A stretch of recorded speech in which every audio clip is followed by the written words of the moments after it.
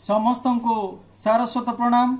मु श्रीमान सुदीप्त कुमार पंडा ऑनलाइन कविता आसर परिवार सविता दुर्ग बौद्धर संचालक भावरे आजिर एही आलोचना को स्वागत जनाऊँगी।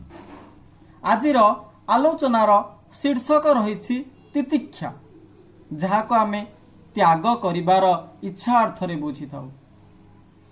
प्रकृत रे शीत उष्म सुख दुख मान अपमान आदि सबु प्राणी अनुभव करिथांती।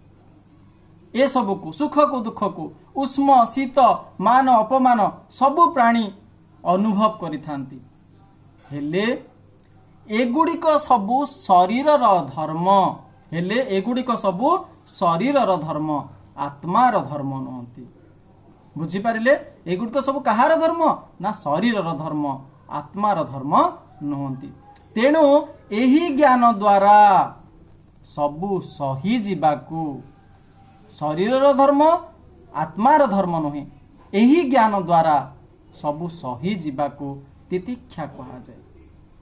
आशा करुछि आजिर आलोचना रे आपण खुशी अनुभव करिथिबे। पुणी देखा हबा आगामी अध्याय रे।